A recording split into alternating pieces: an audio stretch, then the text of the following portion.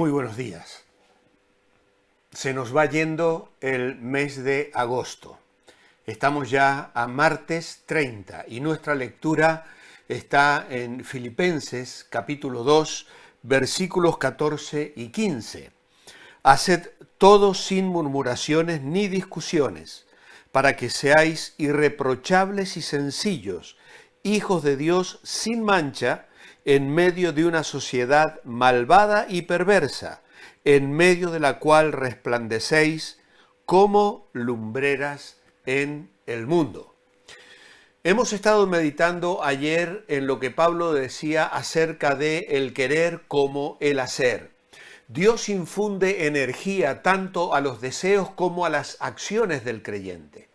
La palabra griega que se traduce querer indica que Dios no solo se enfoca en simples deseos o en emociones antojadizas, sino a la intención metódica de cumplir un propósito planificado. El poder de Dios hace que su iglesia se disponga todos los días a llevar vidas piadosas. El Salmo 110.3 decía: tu pueblo se te ofrecerá voluntariamente en el día de tu poder, en la hermosura de la santidad. Recuerdo en mi juventud cuando una querida amiga me mandó una tarjeta de saludo, creo que fue por mi cumpleaños, y me dedicó este versículo. Qué bonito es pensar que los creyentes, los hijos de Dios, podemos presentar nuestras vidas voluntariamente para servir al Señor. Él es el que produce en nosotros el querer como el hacer. Cuando hay ese sentir, esa búsqueda, ese anhelo de agradar a Dios, de responder a su llamado, de cumplir su voluntad, es maravilloso saber que es una iniciativa alentada por el Espíritu Santo a través de la palabra, a través de la oración, a través de la comunión diaria, de la alabanza y de la adoración. Nuestros corazones son desafiados. Y dice Pablo, por su buena voluntad. Dios quiere que los cristianos hagan lo que a Él le satisface. Escribiendo a los Tesalonicenses en su segunda carta, capítulo 1 y versículo 11, Pablo dice: por lo cual, asimismo, oramos siempre por vosotros, para que nuestro Dios os tenga por dignos de su llamamiento y cumpla todo propósito de bondad y toda obra de fe con su poder, para que el nombre de nuestro Señor Jesucristo sea glorificado en vosotros y vosotros en Él, por la gracia de nuestro Dios y del Señor Jesucristo. Así que este desarrollo, fruto del incentivo divino y la voluntad humana, no quedará en meras especulaciones teóricas. Pablo las pondrá delante de los creyentes en una forma clara.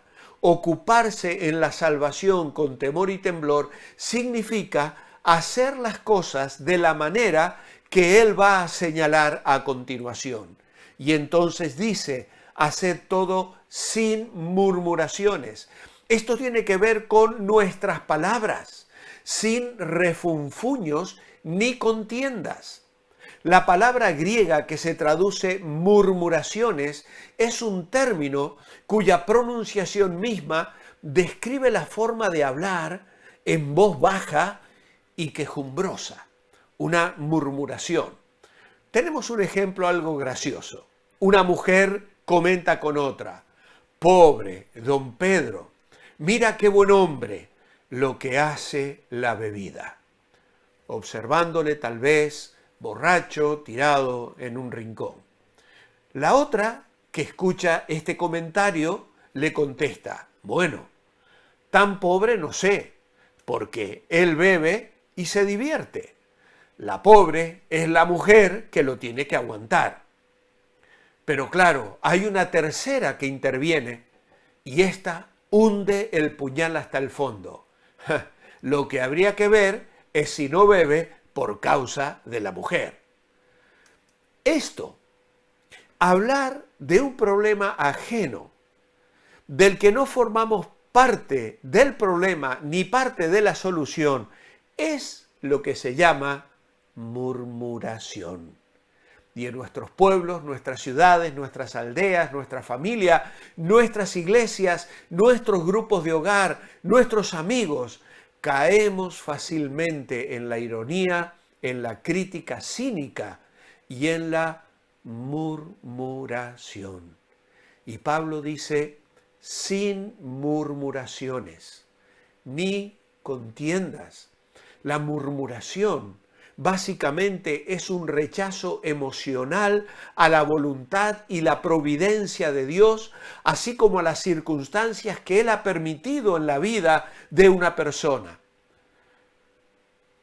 Si yo voy murmurando sobre lo que está aconteciendo en mi vida y quejándome, pues estoy en palabras comunicando un mensaje negativo que denigra el Evangelio y que quita brillo a la maravillosa persona a la cual he confiado mi vida. Sin murmuraciones ni contiendas. Contiendas alude a un proceso más intelectual y acá significa cuestionar o criticar con una actitud negativa a Dios. Y básicamente Pablo llama al contentamiento en Dios, tema que ha de tocar en forma específica luego en el capítulo 4. La vida del cristiano es una vida caracterizada por la sincera gratitud y la santa alabanza. ¿Cuál es la característica de mi vida? ¿Cuál es la característica de tu vida? Así que Pablo nos habla aquí sin murmuraciones ni contiendas.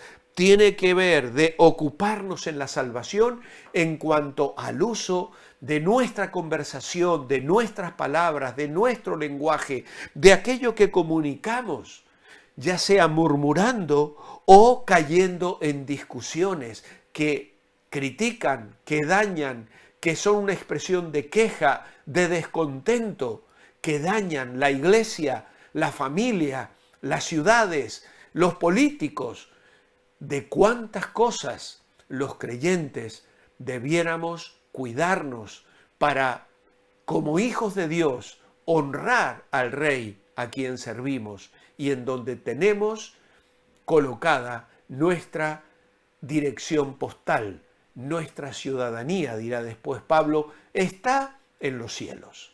Pero no solo tenemos que dar un buen testimonio en palabras, ocuparnos de nuestra salvación y mantenernos bendecibles en cuanto a la forma de hablar, del lenguaje que comunicamos, sino también en cuanto a reputación, para que seáis irreprochables y sencillos, hijos de Dios sin mancha. Y esto nos habla de irreprensibles, sin mancha, sencillos, es decir, sin mezcla, exento de materiales extraños, puro, sin nada que haga una mezcla que baje la calidad del producto. La idea de irreprensible describe un estilo de vida que no puede ser sometido a crítica debido a pecados o maldades cometidas. Sencillos también puede traducirse inocentes y describe una vida que es pura, sin mezcla ni adulteraciones con el pecado, muy similar al metal de alta calidad, que no necesita aleaciones. La idea realmente allí es que seamos sin mancha.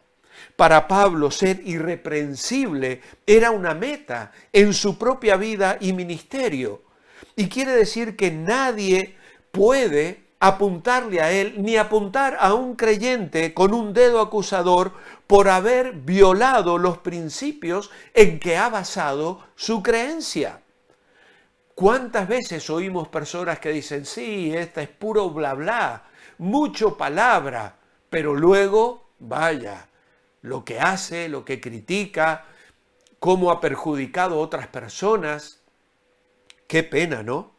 Es una pureza de vida que es tan innegable como sincera y transparente. Y como venimos diciendo, cuando habla de algo sencillo, significa sin mezcla ni adulteración, sin experiencia de maldad, una vida íntegra.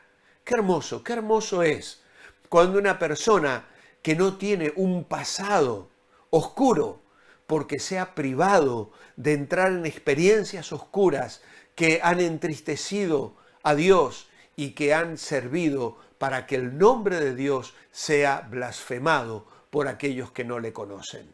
No quieras tener experiencias de fracaso, de caídas en pecado.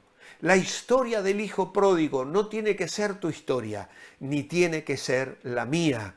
Vivamos en santidad, mantengámonos bendecibles y así, dice Pablo, vamos a resplandecer como luminares en el mundo.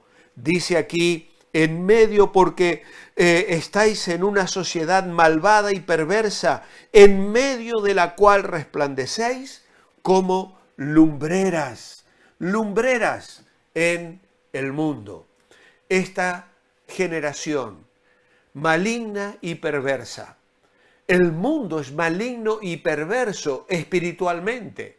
Y el adjetivo maligno describe de manera sencilla a los incrédulos como espiritualmente desalineados con respecto a la verdad divina. Es algo que está combado, torcido, que se usaba especialmente de un camino con aplicación al andar espiritual. Puedes leer Proverbios 28, 18, que hoy ya no tengo tiempo de leer, y que se opone a lo que es recto. Y metafóricamente se trata de lo que es moralmente torcido, perverso, rebelde, de gentes que pertenecen a una generación concretamente perversa. Y a esto añade la noción activa de que los incrédulos están torcidos o distorsionados espiritualmente por Satanás, el cual se opuso a la verdad divina y convenció al mundo de una mentira. Los creyentes han de aborrecer el mal porque es un enfoque aventurado y tergiversado de la vida que ofende al Creador y hace daño a sus criaturas. Por eso el creyente debe ocuparse en buenas obras, no solo en palabras y en reputación, sino también en testimonio. Resplandecéis como luminares en el mundo, para dar un buen testimonio ante el mundo que nos rodea. El contentamiento cristiano brilla en un mundo egoísta, quejumbroso y que se compadece a sí mismo. Una vida caracterizada por la gratitud sincera y la alabanza genuina son un impacto en las tinieblas que nos rodean. Por eso somos llamados a vivir en una obediencia cristiana que resplandezca delante del mundo. Los creyentes deben brillar como hijos de Dios y este brillo debe ser sin mancha, irreprensible y sencillo. Y es posible cuando las cosas se hacen sin murmuración, sin discusiones, sino buscando la gloria de Dios, siendo agradecidos, permitiendo al Señor que obre en nosotros mientras nos ocupamos de nuestra salvación con temor y temblor. Por eso oramos hoy. Amado Dios, haz que en nosotros haya un lenguaje santo, palabras que comuniquen bendición, gratitud y que nos permitan brillar, no murmurar, ante una generación que nos observa y que necesita ver luminares que resplandezcan, señalando el camino y la maravilla de conocerte y de tenerte en la vida. Oh Señor, tu luz viene para permitirnos a nosotros resplandecer en la oscuridad. Ayúdanos hoy a brillar para ti, en tu nombre. Amén. Que el Señor os bendiga. Os espero mañana. Manteneos bendecibles. chao.